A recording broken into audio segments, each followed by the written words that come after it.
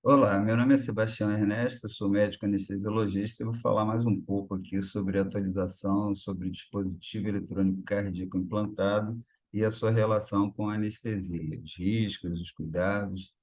Precisamos saber que as indicações principais da utilização de um marca-passo, da instalação de um marca-passo no paciente, são as bradicardias, sejam essas bradicardias causadas por diminuição é, pura e simples da frequência de disparo pelo nódulo sinusal, ou seja, a doença do nódulo sinusal, que pode ser manifesta de maneira intermitente ou não, de maneira até associada a alternâncias de momentos de taquicardia e outros de bradicardia, na síndrome de Brad-Tach ou taquibrade, da doença do nódulo sinusal, entre outros, ou pode ser causado também por alteração na condução do estímulo elétrico cardíaco que nasceu ali no nódulo sinusal, como os bloqueios atrioventriculares avançados e outras formas de alteração dessa condução.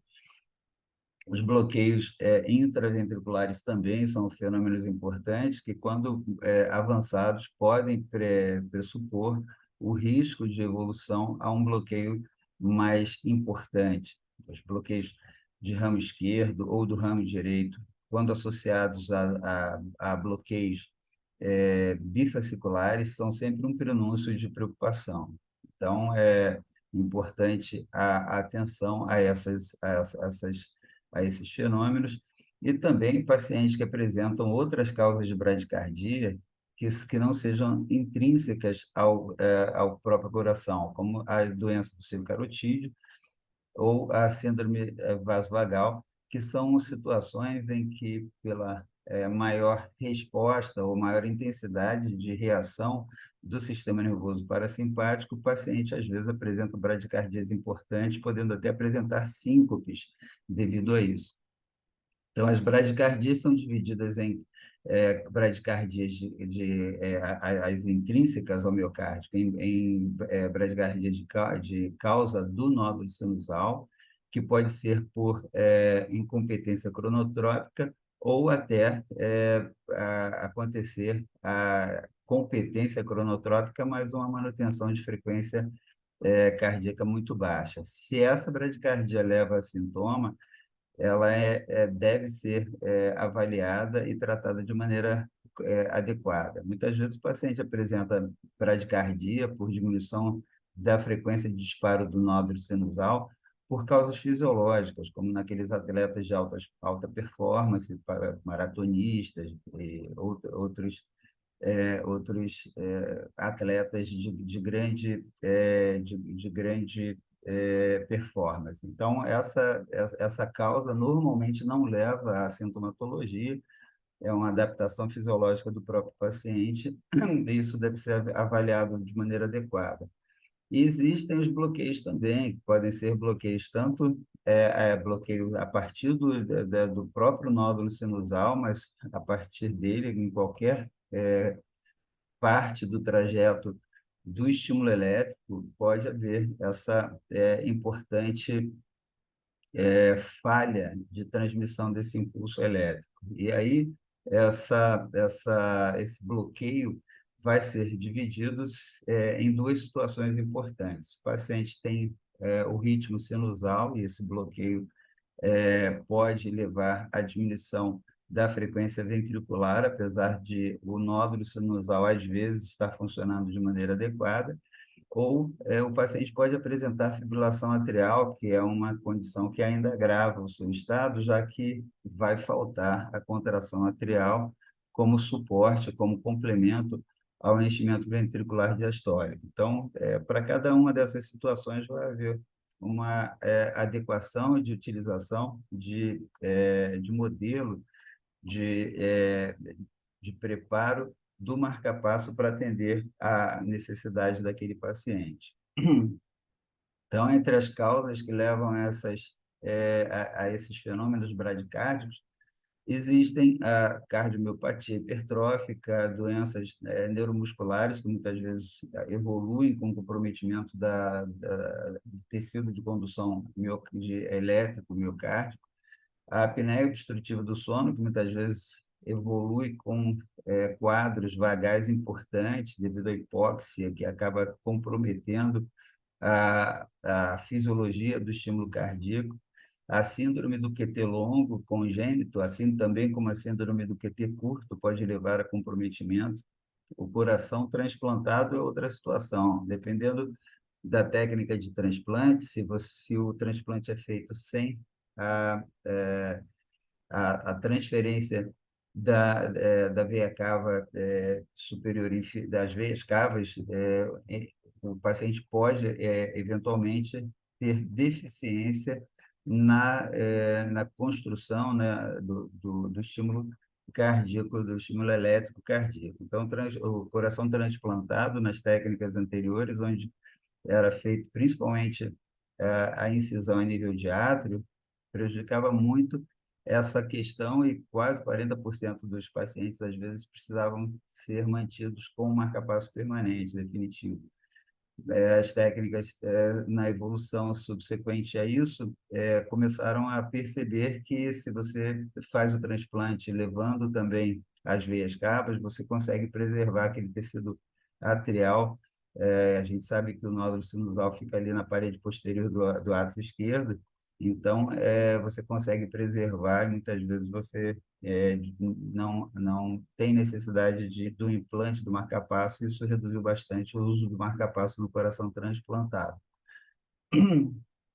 Outras indicações de uso do dispositivo é a utilização do cardioversor e ou desfibrilador implantável, que é aquele dispositivo que pode ou não ter a função marca-passo ativada, mas ele tem uma função primordial para alguns pacientes, que é de cardioverter taquiarritmias ou desfibrilar situações de fibrilação.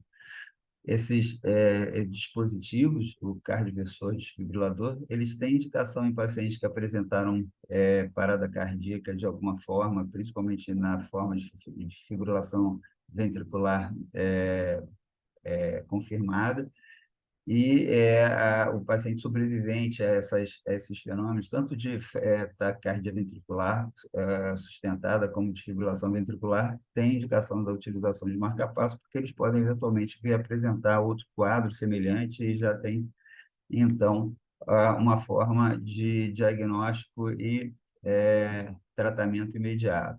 Pacientes com alguns quadros de miocardiopatia isquêmica que apresentam instabilidade elétrica também tem indicação da utilização do marca-passo. Algumas miocardiopatias não isquêmicas são aquelas as situações em que não existe a miocardiopatia hipertrófica, não existe uma cardiopatia isquêmica, mas o paciente apresenta instabilidade elétrica com eventos esporádicos ou não de taquiarritmias importantes ou até episódios de fibrilação ventricular que acaba sendo caracterizada como uma situação meio idiopática. E esses pacientes já apresentaram essa situação, então eles também têm indicação de implante marca-passo com cardioversor e desfibrilador implantável. A miocardiopatia hipertrófica, com frequência, leva à instabilidade elétrica também, e é uma das causas de indicação do implante. Existem marcadores que levam à suspeição e a prognóstico de aumento do risco desses pacientes de apresentarem essas taquiarritmias importantes. Paciente com história familiar, principalmente sexo masculino, abaixo dos 40 anos, paciente com uma espessura septal muito grande, acima, igual ou mais que 30 milímetros, pacientes com síncope inexplicada nos últimos 6 meses, que não consegue esse diagnóstico, e muitas vezes, mesmo através da utilização de monitorização com Holter, não consegue se avaliar ou descobrir, diagnosticar com firmeza. Pode ser avaliado também para a instalação do dispositivo cardioversor desfibrilador. Algumas situações também, como taquicardia ventricular não sustentada, múltiplas ou recorrentes, com frequências cardíacas acima de 130, paciente com fibrose importante, paciente com aneurisma de ventrículo esquerdo, principalmente se essas coisas estão associadas a uma fração de ejeção inferior a 50%. Então, são pacientes que, que se não se apresentam um ou mais desses marcadores, eles provavelmente vão ser encaminhados para avaliação para a instalação do desfibrilador implantável. Existem alguns modificadores que ainda agravam ou aumentam a importância desses marcadores, que são a fibrose, além da região occipital, obstrução acentuada da via de saída do ventrículo esquerdo e outros.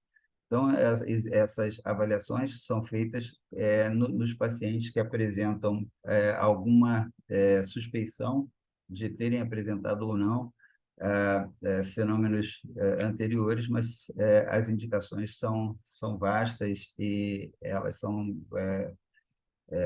enunciadas aqui.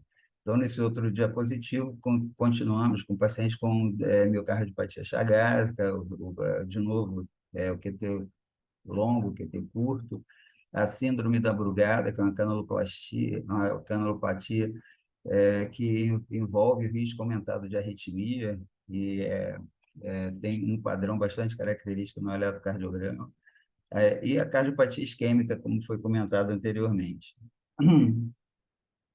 A avaliação pré-anestésica do paciente portador de algum desses dispositivos é de extrema importância, e isso se deve ao risco de interferência com o funcionamento desses dispositivos, assim como ao risco de até dano ao próprio dispositivo, que pode levar à alteração do seu funcionamento, aumento ou diminuição da frequência de descarga, causando pausas, bradicardias, taquicardias, recetação do aparelho a configurações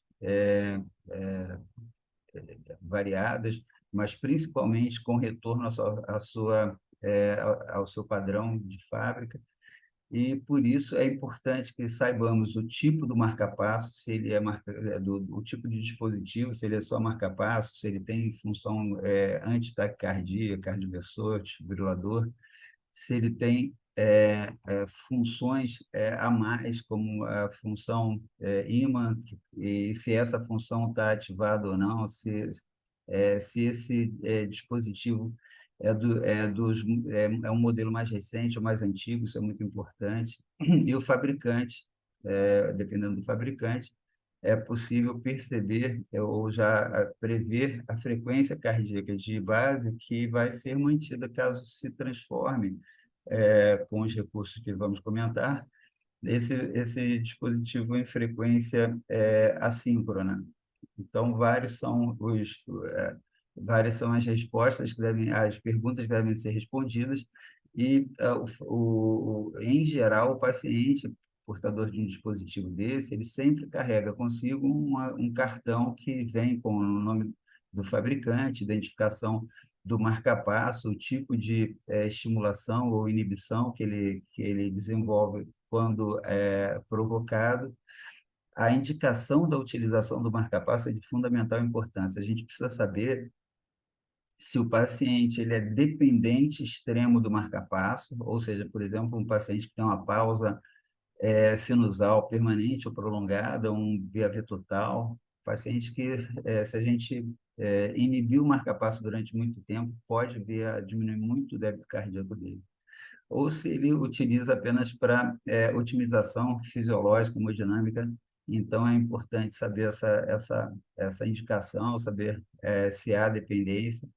Na avaliação pré-anestésica, a gente precisa ter o retorno da avaliação do eletrofisiologista ou do cardiologista para saber se essa bateria ela tem vida útil que garanta a realização da cirurgia sem risco de parada de funcionamento do dispositivo. Então, é feita essa avaliação também antes da cirurgia e essa avaliação tem que ser interrogada pelo anestesiologista na hora da consulta pré-anestésica.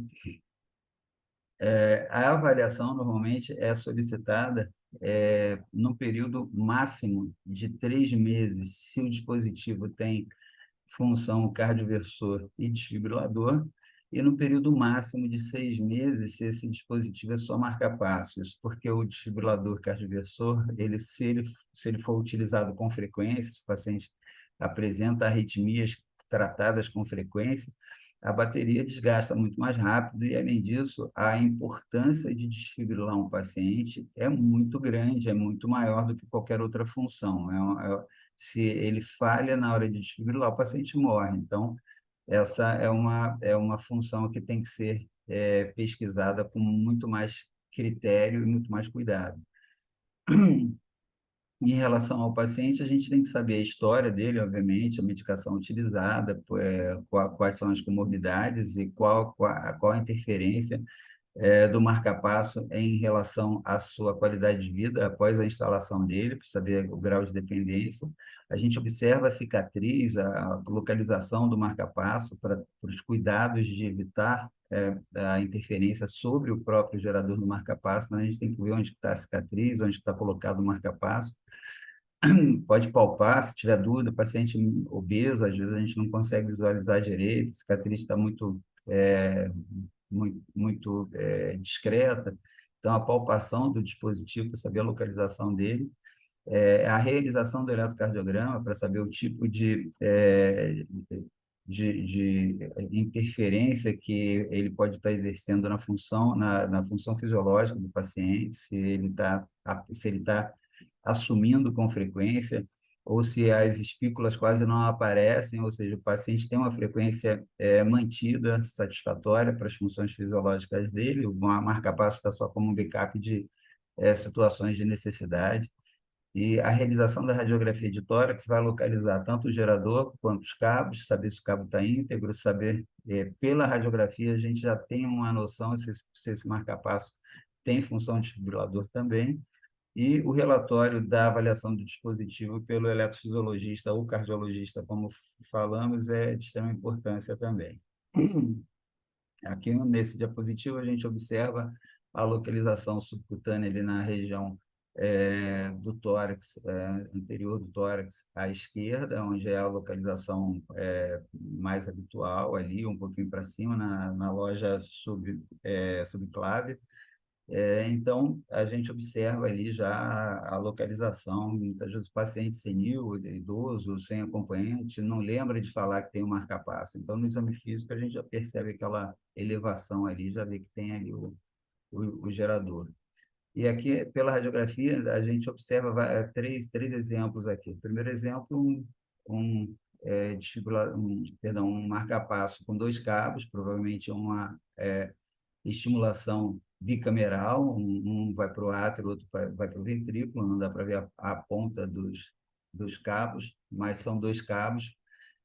Aqui na imagem central são vários cabos, provavelmente uma estimulação multicameral, muito comum nas terapias de ressincronização. Na terapia de ressincronização é aquela em que, devido, por exemplo, a um bloqueio de ramo importante, com grande alargamento do complexo QRS, o paciente apresenta uma distância temporal entre a contração de um ventrículo e a contração do outro. Isso gera uma diminuição importante do volume sistólico do paciente, uma fração de ejeção se reduz progressivamente e pode levar à miocardiopatia também. Muitas vezes essa fração de ejeção e até o complexo QRS melhoram consideravelmente com a terapia de ressincronização, que vai fazer com que os 2 ventrículos contraiam praticamente ao mesmo tempo.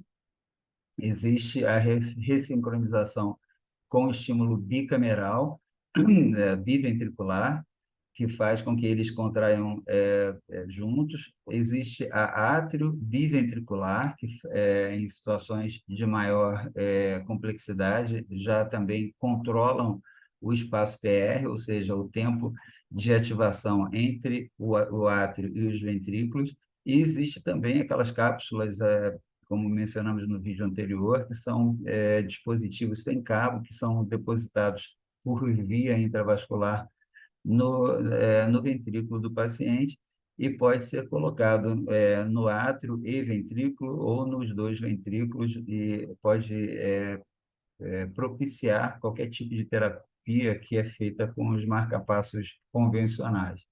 E aqui à direita, um espessamento dos cabos que denota a presença da função desfibriladora. Então, tem um polo proximal e um polo distal, que são os polos que vão produzir a descarga elétrica no paciente que apresentar um ataque à arritmia importante, uma fibrilação ventricular. O paciente, então, a gente tem que saber se ele tem dependência. E para saber se ele tem dependência, uma das coisas que se observa, que pode ser feita na reprogramação do marca-passo, reduzir a frequência dele, para saber a que nível de bradicardia o paciente vai evoluir. Então, o paciente que apresenta bradicardia importante, o paciente de terapia de ablação de foco de arritmia, que muitas vezes após a ablação ele apresenta BAV total por causa da lesão causada no sistema de condução de estimulação miocárdia. Então, esse BAV pós-ablação é uma indicação muito frequente de utilização do marca-passo. E a ausência de atividade ventricular. Muitas vezes o paciente não tem atividade ventricular devido a bloqueio é, mais superior ou outra situação qualquer. Aqui um exemplo de dependência, onde o paciente vai ser submetido a uma técnica de ablação e antes da realização da ablação já é instalado aqui o marca-passo para ser ativado após a realização da ablação, se por acaso o paciente evoluir com BAV total. Então, é colocado ali nas fibras nos ramos, né? Aqui está colocado o marca-passo no ramo direito, da bifurcação do sistema de condução para a ativação do ventrículo direito. Aqui é feita a ablação, e aí o paciente começa a ter o estímulo através da utilização do marca-passo devido à destruição do sistema de condução do paciente com a técnica de ablação. E aí ele fica com a sua frequência preservada e, como foi dito anteriormente, são várias as possibilidades, as técnicas, os métodos de utilização para ativação. A mais frequente é a ativação direta no sistema de His-Purkinje, que faz com que haja uma ativação mais fisiológica. Ao invés de você ativar a parede do ventrículo direito, que vai fazer com que ele contraia antes do esquerdo, você ativando o sistema de condução ou através do feixe de His ou através da estimulação dos dois ramos de maneira simultânea, você vai apresentar vai provocar uma contração simultânea dos dois ventrículos.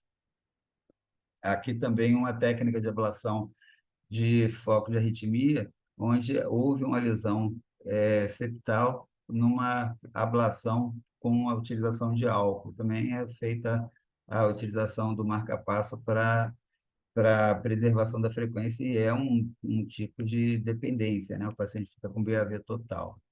Em relação ao dispositivo, a gente precisa entender que existem outros dispositivos. Tem dispositivo coclear, tem dispositivo de estimulação de medula nos pacientes com dor crônica, tem dispositivo cerebral.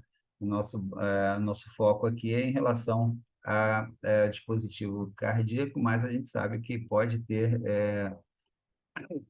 ter interferência em outros dispositivos também, e aí a importância dessa interferência vai ser avaliada para ser cuidado o paciente em relação à sua utilização de técnica que possa provocar essa interferência, se ela vai ser importante ou não. A localização do gerador também pode sofrer alterações. Existem pacientes que têm, principalmente pacientes menores, pacientes pediátricos, que têm o implante do gerador no abdômen, por exemplo.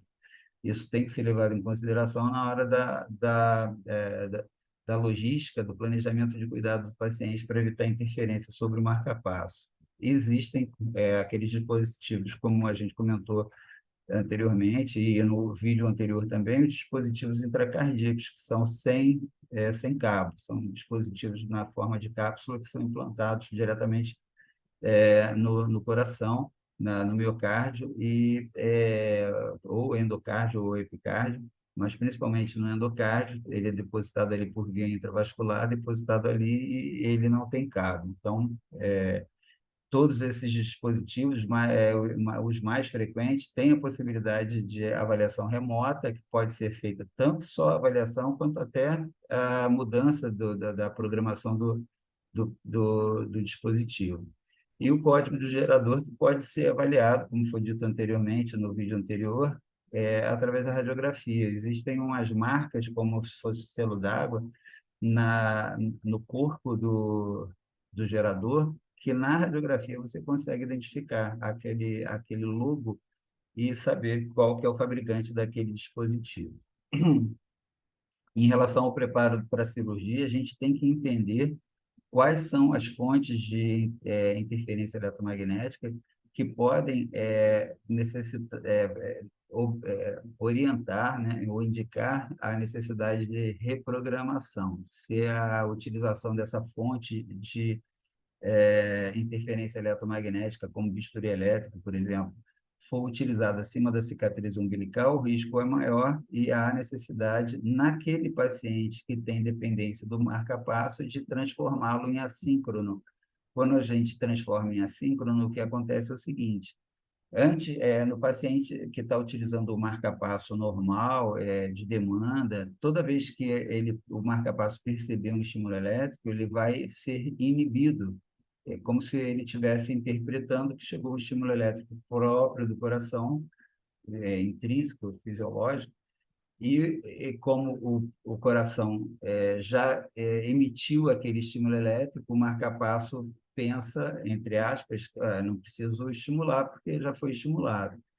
E isso é o marca-passo de demanda. Ele só vai deflagrar o estímulo elétrico quando houver uma pausa suficiente que indique a necessidade de sua deflagração. Ocorre que na utilização dessas interferências eletromagnéticas, como a do bisturi elétrico, por exemplo, se ele percebe aquela carga elétrica do bisturi, ele vai ser inibido como se estivesse sendo inibido pelo estímulo elétrico fisiológico do coração. E aí, se o paciente tem uma necessidade extrema daquela contração, se é um paciente muito dependente daquele marca-passo, vai faltar batimento, vai faltar débito cardíaco. Então, o que a gente faz é transformar o marca-passo em assíncrono. Ele vai ficar batendo na frequência de fábrica dele, 80, 90, dependendo de qual fabricante, qual o protocolo dele, vai ficar batendo naquela frequência, independente de estímulo de bisturi, independente de estímulo próprio do coração. O risco disso é que pode acontecer a síndrome do marca-passo, por exemplo, onde, após um batimento normal fisiológico do paciente, vem o estímulo do marca-passo artificial, que faz com que haja uma contração logo depois daquela, sem dar tempo de enchimento ventricular. Então, o coração, o ventrículo vai contrair vazio e vai dar aquela sensação no paciente, se tiver acordado, se não tiver anestesiado, de uma palpitação, aquele batimento que vem logo depois. Então, é incomodativo. E, além disso, esse estímulo pode sobrecair sobre a onda T do eletrocardiograma, o que é um grande risco de desenvolvimento de fibrilação ventricular. Então, existe esse risco também.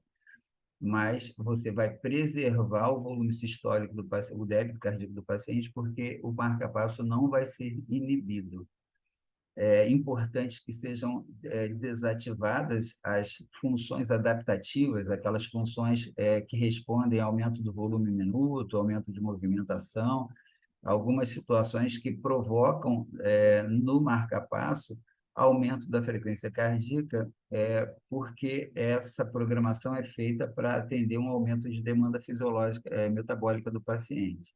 Então, mas durante a realização de cirurgia é importante, se houver esse risco, né, o estímulo, a interferência eletromagnética se aproximando do gerador, acima da cicatriz umbilical, desativar essas funções, porque elas podem gerar taquicardias indesejadas no paciente.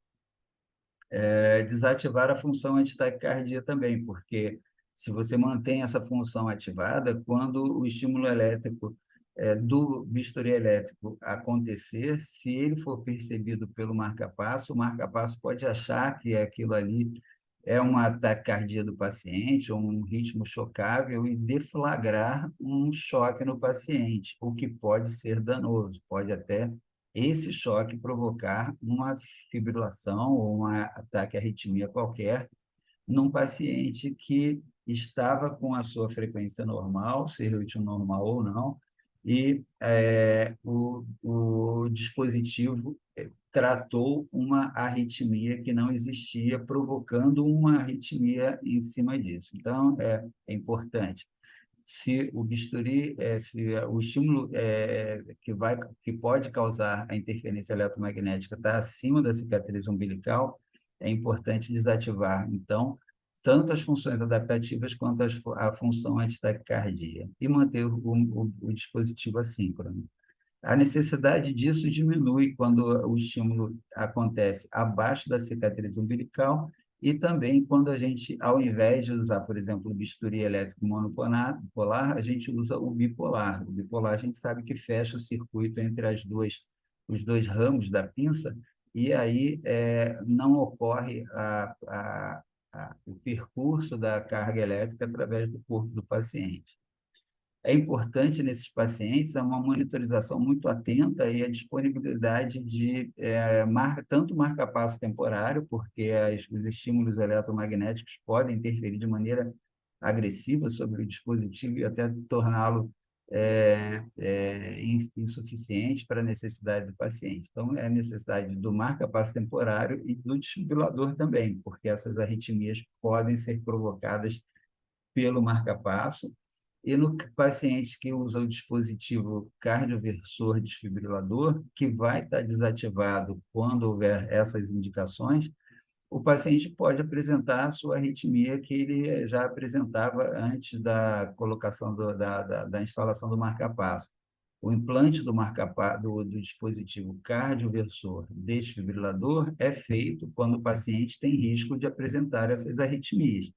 Então, se você vai desativar o cardioversor desfibrilador, é preciso ter um cardioversor desfibrilador na sala de backup para se o paciente apresentar a arritmia típica dele. A radiofrequência ou bisturi elétrico acima da cicatriz umbilical, então, é o grande problema do paciente, principalmente se ele apresenta dependência do marca-passo. Então, é importante, como foi dito, manter um marca-passo temporário desfibrilador disponíveis. Se ele for dependente, ele vai ter indicação de transformar o marca-passo dele em assíncrono, e transformar em assíncrono vai depender do tipo de marca-passo. Tem marca-passo que tem que ir para reprogramar, tem marca-passo que tem a função ímã e que ela está ativada, e aí a gente coloca o ímã em cima do gerador do marca-passo e deixa lá enquanto houver risco de estímulo de interferência eletromagnética. Então, quando terminar o risco, a gente retira o ímã e ele, que tinha transformado a frequência do marca-passo em frequência fixa, vai, quando retirado, permitir o retorno da função de demanda do marca-passo. Ele vai voltar a perceber estímulo elétrico do coração do paciente e, nesse momento, se houver esse estímulo, ele vai ser inibido para não ficar descarregando em cima provocando contrações em cima de contrações já realizadas. A conversão pode ser feita, então, por reprogramação ou pela utilização do ímã, mas se o dispositivo tem a função cardioversão desfibrilador, ele, ele vai ter um comportamento diferente. Nesse caso específico, se ele tem a função cardioversor desfibrilador, a utilização do ímã, mesmo se a função ímã está ativada, apenas desativa a função cardioversor desfibrilador, mas não transforma esse dispositivo em marca-passo assíncrono. Ele vai continuar de demanda. Para a gente transformar em assíncrono, tem que mandar esse marca-passo, esse dispositivo específico para reprogramação. E aí, de novo, todos os cuidados enquanto tiver desativada a função cardioversão desfibrilador devem ser tomados. A monitorização, disponibilidade de desfibrilador próximo ao paciente. E assim que terminar o risco de interferência eletromagnética, ativa rapidamente esse dispositivo para tratar alguma função, alguma arritmia que eventualmente surja nesse paciente. De novo, desativar funções adaptativas e taquicardia, como foi dito anteriormente. E evitar o uso indiscriminado de ímã sobre cardioversor desfibrilador. Não pode ficar mexendo toda hora. Existem alguns dispositivos mais antigos que podem ser completamente resetados e alguns são reprogramados automaticamente e aleatoriamente para modelos que são imprevisíveis.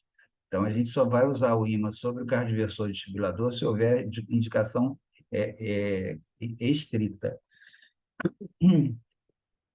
De novo, a desativação das funções adaptativas, alguns dispositivos têm essa desativação já quando a gente coloca o ímã, já volta, vai para assíncrono e já desativa a função antitaquicardia e a função adaptativa, mas alguns precisam ser reprogramados. E o CDI, como foi dito anteriormente, cardioversor desfibrilador, para desativar essas funções tem que ser reprogramado, tá? Porque você só vai desativar a função com o ímã no CDI, você só desativa a função cardioversão desfibrilação. As outras funções só por reprogramação.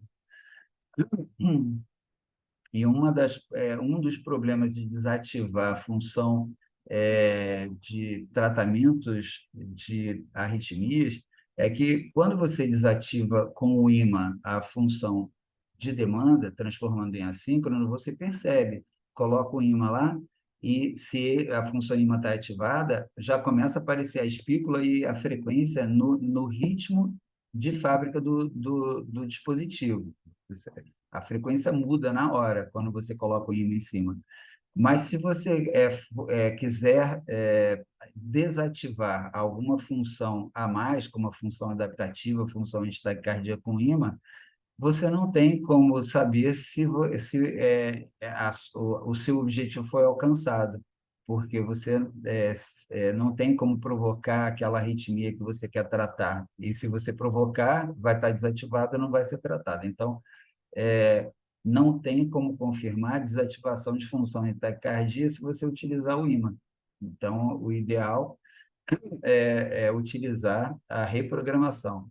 E em dispositivos antigos, se você coloca o ímã, esses dispositivos praticamente não existem mais por aí, pelo tempo já de implante, pela vida útil desses dispositivos, mas, eventualmente, pode surgir algum paciente com um dispositivo muito antigo, e se você colocar o ímã em cima dele, você pode desativar de maneira permanente a função antitaquicardia.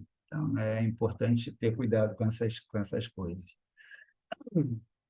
Em paciente que vai ser submetido a esses riscos de estímulo de interferência eletromagnética, é importante, o que é óbvio em anestesia, manter a atenção à monitorização eletrocardiograma, à saturação de oxigênio. Pela saturação, a gente vai ver se o paciente está tendo uma boa função hemodinâmica, e também pelo pulso da oximetria, a gente vai ver se a frequência do pulso, a frequência está sendo realmente aquela que está mostrando no eletrocardiograma, né? O paciente pode eventualmente apresentar uma atividade elétrica sem pulso, ou pode apresentar uma alteração de frequência que demorou um pouco, teve um delay no eletrocardiograma, mas o pulso da oximetria você vai ver em tempo real. Se falhou um batimento, você vai ver na curva da oximetria, na pletismografia, você vai ver que isso ali está acontecendo. E se eventualmente apresentar alguma interferência, perdão, uma interferência importante, pode ser avaliada a interrupção do procedimento, se houver possibilidade, e se for necessário e se for possível também, né? A interrupção do procedimento para resolução daquela interferência, de uma alteração importante do funcionamento do marcapasso. Bom, essa foi a segunda etapa da atualização e revisão do assunto dispositivo elétrico implantado cardíaco, em pacientes submetidos à anestesia. Espero que tenham gostado do conteúdo. E tem mais um vídeo que vai falar sobre os cuidados específicos desses pacientes. E muito obrigado. Quem gostou aí, compartilhe e dê o seu like aí. Um grande abraço.